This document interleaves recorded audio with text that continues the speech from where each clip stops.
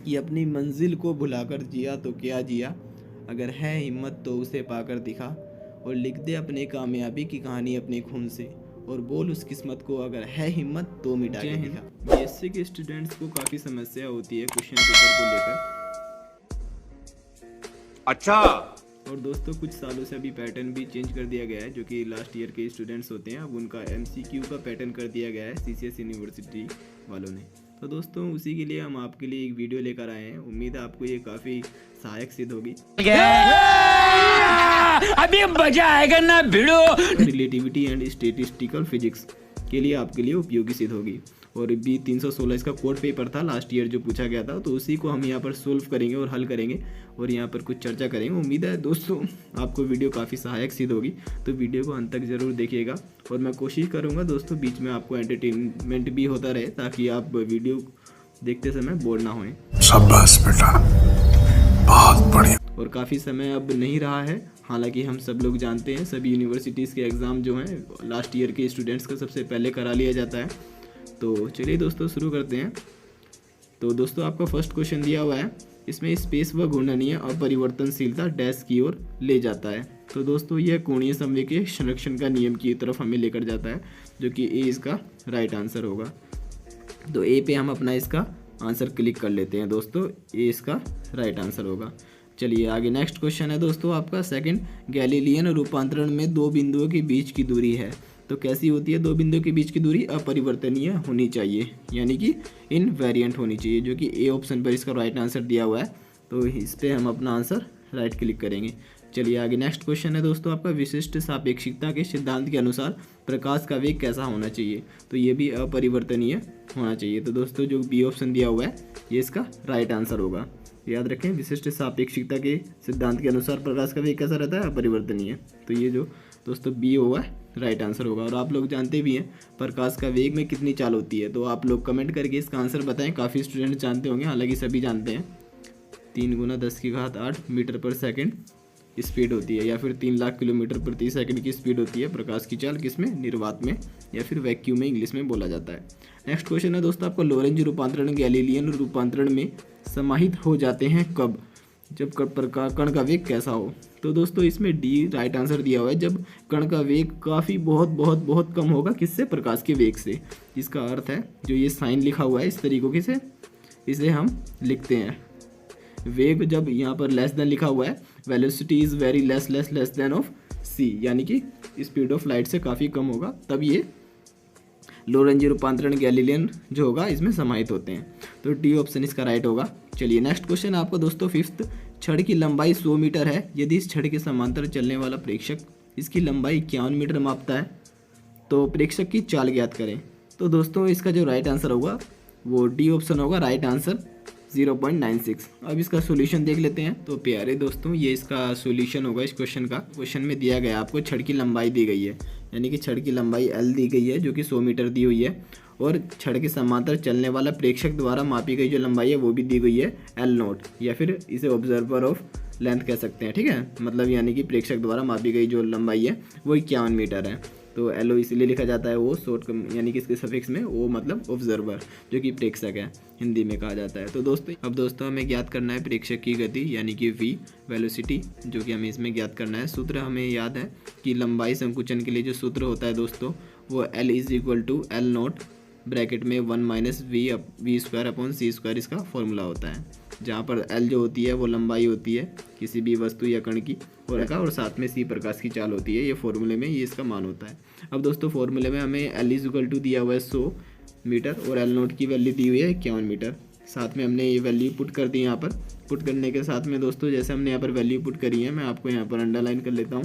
यहाँ पर हमने ये वैल्यूज़ लिख दी हैं। इसकी वैल्यू लिखने के बाद दोस्तों जब हम इसे हल करेंगे, तो दोस्तों इस तरीके से इतना करने के बाद अब आपको मैं बताना चाहूँगा, यहाँ पर v²/c² की वैल्यू ये हो जाएगी। एलसीएम करके इसका आंसर निकाल लेंगे। तो एलसीएम करने के बाद दोस्तों अब यहाँ पर v² जो होगा वैल्यू यहाँ भाग में है c², तो इसे हम यहाँ पर मल्टीप्लाई में लेकर आ जाते हैं। जैसे कि हम इसे यहाँ पर लेकर आ गए हैं। यहाँ पर लेकर आने के बाद अब v² है, तो दोस्तों हमें पता है जब स्क्वायर रहता है वो बराबर की इधर लाने पर अंडर रूट में चेंज हो जाता है, यानी कि वर्गमूल में। तो दोस्तों यहाँ पर वर्गमूल में इसे चेंज कर दिया गया है इसके। और यहाँ पर हल करने के बाद जो ऑप्शन होगा ये होगा 0.9C, यानी कि और ऑप्शन में 0.96 दिया हुआ है, तो लगभग यही राइट आंसर होगा जो कि डी ऑप्शन पे दिया हुआ है। तो दोस्तों हमने इसका जो आंसर देखा वो डी राइट आंसर होगा, जो कि 0.96 ये दिया हुआ है। इस पर हम अपना आंसर क्लिक कर लेते हैं। चलिए दोस्तों नेक्स्ट क्वेश्चन आपका दिया हुआ है, 6th क्वेश्चन दोस्तों है, एक छड़ AB की लंबाई उसकी उचित लंबाई का आधी पाई जाती है, तो दोस्तों प्रेक्षक के सापेक्ष छड़ की गति क्या होगी। तो चलिए दोस्तों इसका हल देख लेते हैं, सॉल्यूशन। तो दोस्तों मान लेते हैं AB छड़ की जो लंबाई का द्रव्यमान दिया हुआ है वो m दिया हुआ है, तो दोस्तों हम m मान लेते हैं। यहाँ पर ये थोड़ा सा रफली हो गया है, सही से आ नहीं पाया, तो m मान लेते हैं। ये m मान लिया हमने लंबाई, ठीक है। नेक्स्ट में अब दोस्तों इसी प्रश्न अनुसार दिया हुआ है, जो AB छड़ की लंबाई है उसकी उचित लंबाई हम मान लेते हैं m0, यानी कि MO करके लेंगे।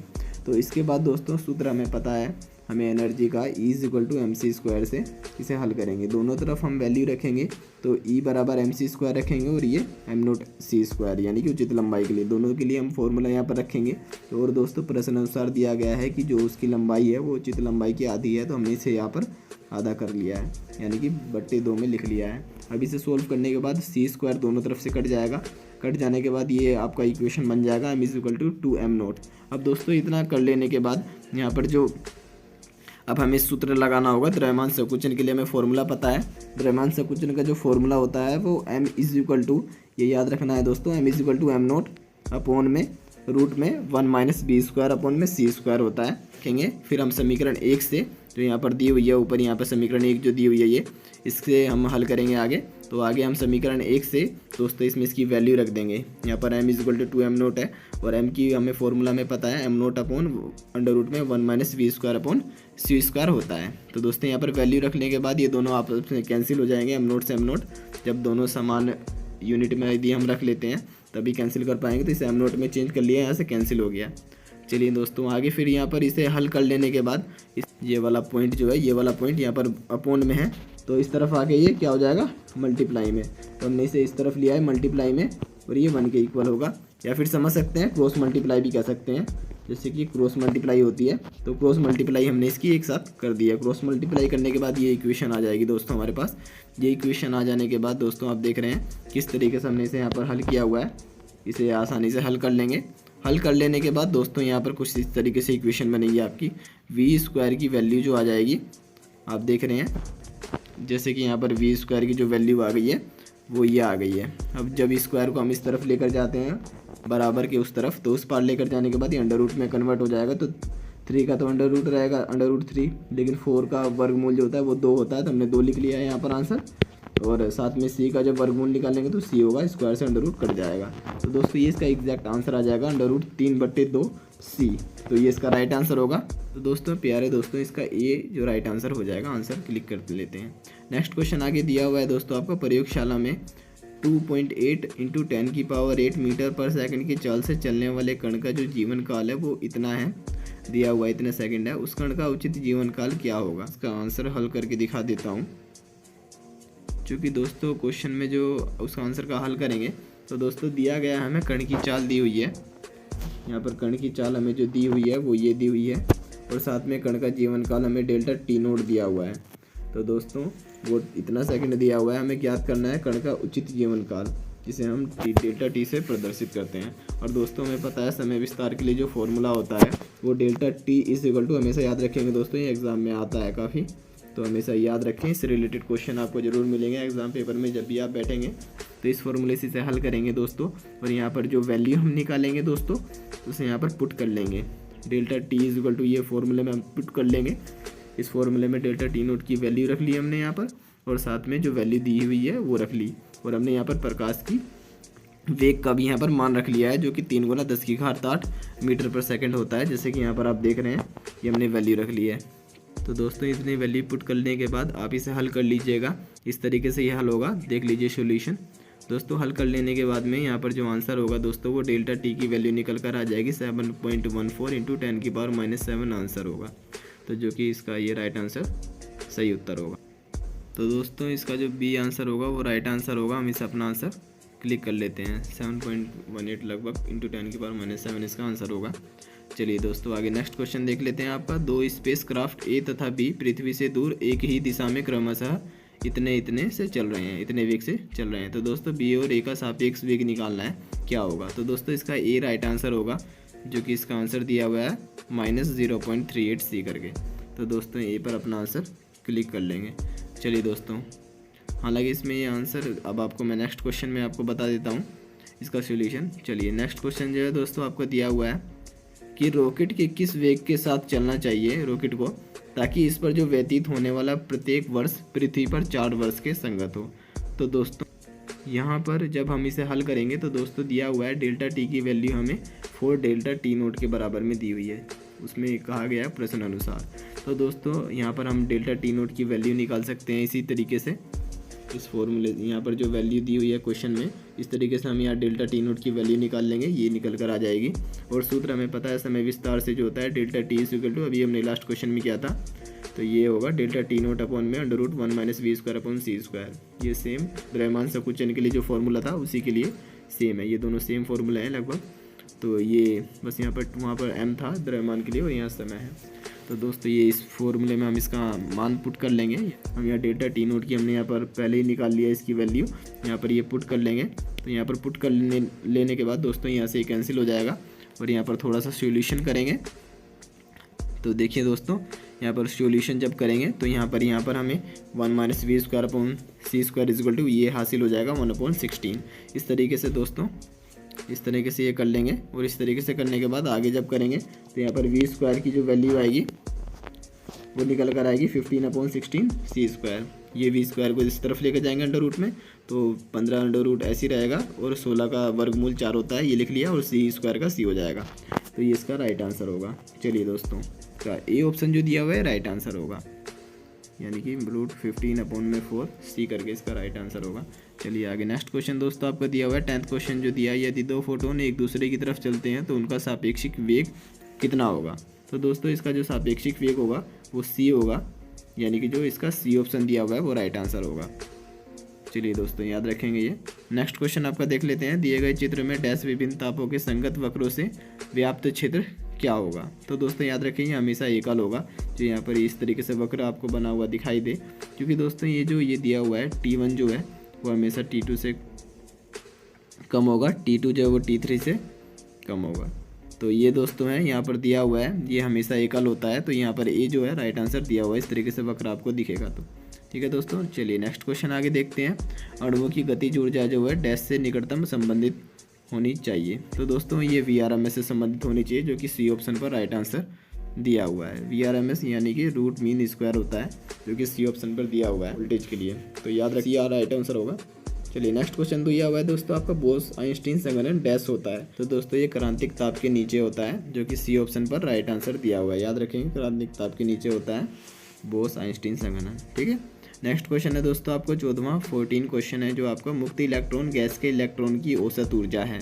तो दोस्तों याद रखें हमेशा जो मुक्त इलेक्ट्रॉन की औसत जो ऊर्जा होती है, यानी कि दोस्तों द एवरेज एनर्जी पर electron for a free electron gas is always 60% of the Fermi energy. यानी कि जो फर्मी एनर्जी का 60% जो होता है वो क्या होता है, प्रत्येक गैस के अणु के लिए उसका एक औसत ऊर्जा होता है। तो दोस्तों याद रखें गैस के इलेक्ट्रॉन के गैस का जो औसत ऊर्जा होता है वो कितना होता है, 60%। तो 60% दोस्तों इसमें सी ऑप्शन करने पर आएगा, यानी कि जो इसका सी ऑप्शन दिया हुआ है राइट आंसर होगा। 3/5 में ई जो है यहाँ पे एनर्जी को प्रदर्शित कर रहा है, आपको शो कर रहा है, और एफ फर्मी में इसकी वैल्यू जो यूनिट में दी हुई है एनर्जी फर्मी में। तो दोस्तों सी राइट आंसर होगा 3/5। जब इसे भाग करेंगे तो 60% ही निकल कर आएगा, क्योंकि 0.6 करके आएगा, जो कि 60% होता है। तो याद रखें, तो यहाँ पर जो सी राइट आंसर दिया हुआ है। नेक्स्ट क्वेश्चन दोस्तों आपको दिया हुआ है, FD सांख्यिकी के लिए NI अपभद्री कणों का ith क्वांटम अवस्था की GI कोशिकाओं में प्रभेदी व्यवस्थाओं की संख्या क्या होगी? तो दोस्तों याद रखें, इसका याद करने का जो मैं तरीका मैं आपको बताता हूँ, गुड नाइट अपॉन में फिर से गुड नाइट। तो ये इसका राइट आंसर होगा। तो गुड नाइट जैसे कि यहाँ पर आप देख रहे हैं, जो फैक्टोरियल भी है दोस्तों, मैं आपको एग्जैक्ट आंसर बता देता हूँ। ये इसका बी जो होगा राइट आंसर होगा, गुड नाइट, यानी कि गुड फिर नाइट और फिर साथ में गुड नाइट एक साथ। तो दोस्तों याद रखें जो ऑप्शन में दिया हुआ है बी राइट आंसर होगा, GI अपॉन में NI का factorial and GI minus NI और फिर इसका फैक्टोरियल, जो कि सी माफ़ी जाएंगे बी राइट आंसर इसका दिया हुआ है।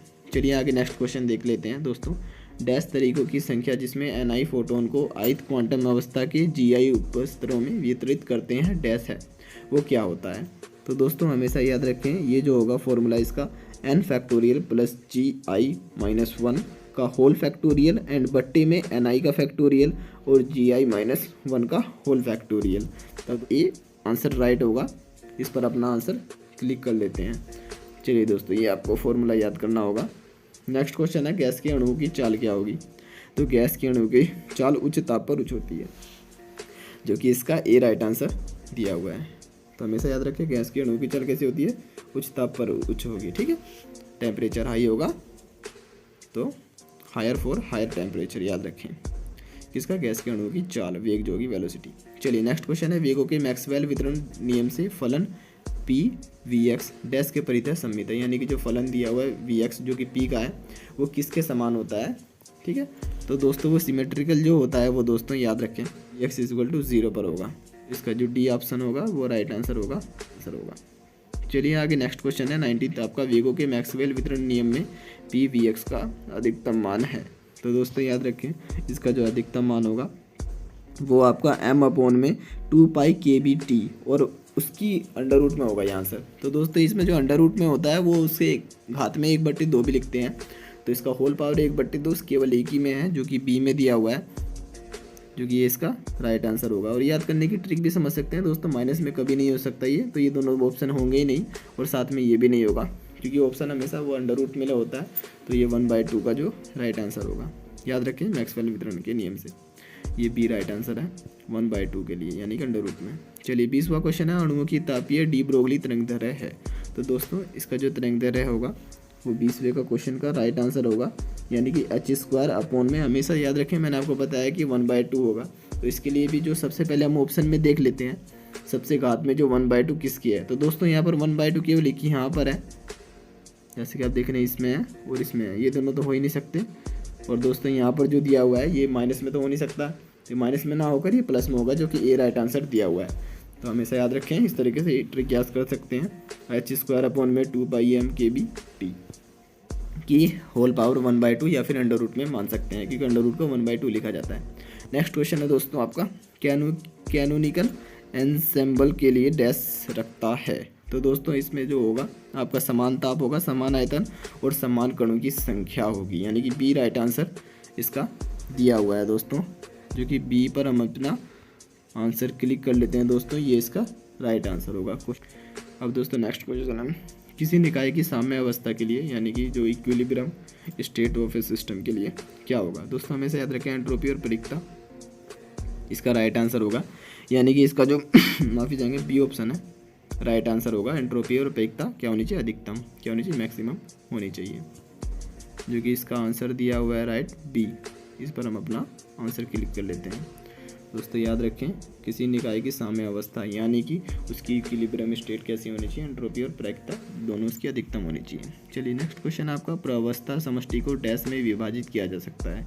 तो दोस्तों इन्हें कोष्ठिकाओं में विभाजित किया जा सकता है, यानी कि सेल्स में, जो कि सी राइट आंसर होगा। नेक्स्ट है बोल्ट्जमैन नियतांक की बीमा क्या होगी।